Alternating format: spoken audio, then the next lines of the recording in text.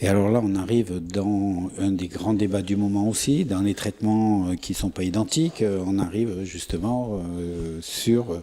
Aujourd'hui, vous êtes quand même la cible privilégiée aujourd'hui de la différence où on dit les députés, les sénateurs, les élus, les technocrates qui travaillent avec eux sont dans un autre monde. Ils ont des salaires, ils ont des avantages.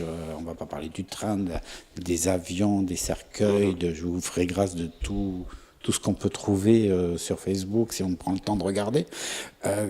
Ça aussi, ça fait partie de ces différences qui existent. Alors, entre les vrais et les fausses, on ne va pas rentrer dans le débat, mais elles existent, on est d'accord là-dessus. Est-ce que c'est justifié ? Il y a des choses qui sont justifiées parce qu'une démocratie, ça a un coût. Je crois qu'il faut qu'on l'assume aussi, et c'est normal que les élus, quel que soit leur niveau, maire, conseiller général, régional, député, sénateur, puissent vivre aussi de leur travail. Et d'ailleurs, je tiens à dire que la plupart des élus, les petits élus, pour avoir été maire, les indemnités sont très faibles. Dans une mairie de 5000 habitants, c'est 1500 euros pour 10 à 12 heures de travail par jour, y compris souvent le week-end. Donc on ne peut pas dire que ce soit exorbitant.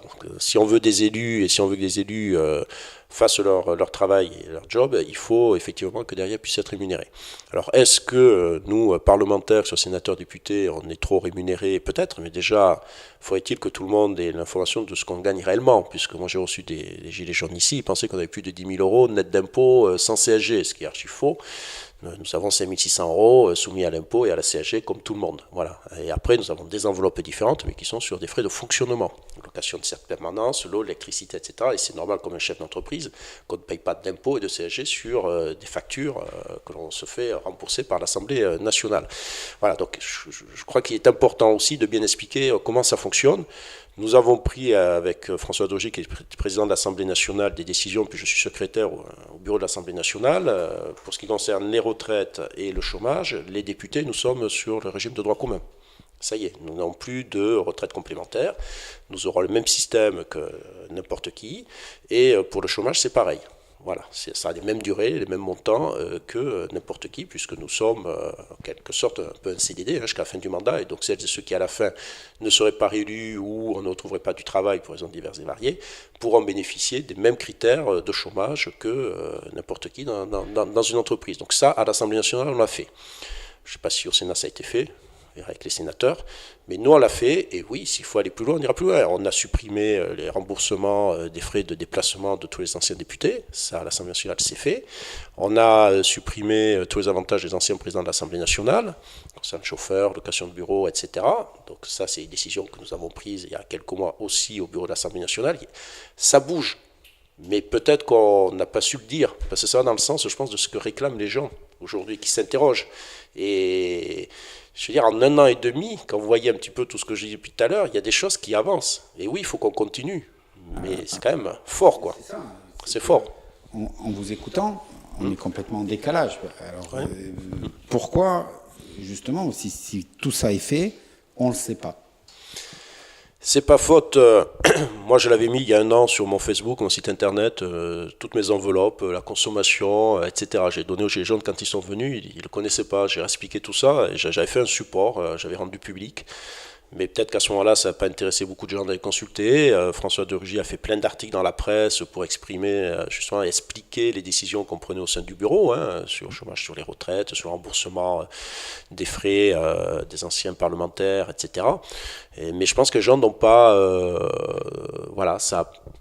La communication n'est pas bien passée, c'est notre faute, puisque quand on communique mal, il faut prendre sa part de responsabilité. Mais je le redis, ça sera l'occasion justement avec ceux qui n'ont pas ces informations-là, qui auront l'occasion de venir dans ces conférences territoriales, on va voir comment on va les organiser, de pouvoir débattre là-dessus et donner la bonne information. Je discutais ce matin avec un collectif de citoyens dans le Seignan, qui est venu me voir, qui travaille depuis pas mal de temps sur beaucoup de thématiques, qui ne se reconnaît pas forcément d'ailleurs dans le phénomène gilet jaune, parce que voilà, ils sentent aussi, ils ont fait l'effort de participer, d'être au courant, de travailler sur des thématiques. Et là, ils sentent quelque part d'avoir des gens autour d'eux, mais qui n'ont pas fait cet effort-là aussi peut-être à certains moments. Il faut aussi le reconnaître. Moi, j'ai des gens qui viennent me voir, il y a d'autres qui ne viennent pas me voir. Et pourtant, c'est ouvert. Et ma porte parlementaire, j'ai jamais refusé qui que ce soit. Et je débat et j'échange avec tout le monde. Si des gens ont des questions qui viennent me poser, j'y répondrai. Après, ils sont d'accord, ils sont pas d'accord. Ça, c'est normal, c'est la démocratie. Mais je préfère que quelqu'un, au lieu de passer une communication en faisant croire qu'on gagne plus de 10 000 euros net d'impôts sans CSG, je préfère que la personne vienne me demander, je lui donne mes fiches de paye, moi c'est public, j'ai pas de souci. Après, elle peut me dire que 5 600 c'est trop, pourquoi pas. Mais faut avoir les bons éléments déjà, avant de débattre. Est-ce que, justement, pour enlever tout ça, la professionnalisation des métiers d'élus, parce que maintenant c'est des métiers, comme vous disiez, 10 à 12 heures par jour, le week-end comme la semaine, est-ce que justement peut-être de faire des grilles de salaire où tout soit clair, précis, enlèverait peut-être toutes ces discussions et fantasmes, si on peut dire? Surtout les élus, elles le sont. C'est sur Internet, c'est partout, c'est cadré. Un conseiller général, un maire, c'est en fonction de la taille de la commune, du département, comme un conseiller régional. Donc vous avez des strates et vous retrouvez les salaires, toutes les grilles y sont. Et un député, un sénateur, sur les sites de l'Assemblée nationale et du Sénat, vous retrouverez un député, c'est 5 600 euros net. Voilà, et on n'a pas de chauffeur, on n'a pas de garde du corps. Et après, on a une enveloppe de 9 000 euros pour rémunérer, on est chef d'entreprise, donc moi j'ai un numéro sirène, pour rémunérer mes collaborateurs. Je leur fais un contrat de travail en CDD ou en CDI, etc. C'est moi qui définis leur rémunération pour pouvoir travailler avec eux. Tout ça, c'est très clair. On n'est pas dans quelque chose de très très surpris.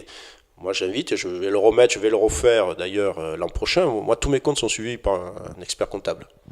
Donc, je les rendrai en février, quand il aura fini les comptes. Tous mes comptes de 2018 seront publics et rendus, validés par un expert comptable. Voilà. Donc ça, c'est une décision que j'ai prise, qui est offerte par l'Assemblée nationale. On l'a proposée à l'Assemblée nationale à tous les députés. Je pense que beaucoup le feront. Je les invite tous à le faire, de toute façon. Et on rendra public toutes nos dépenses. Voilà.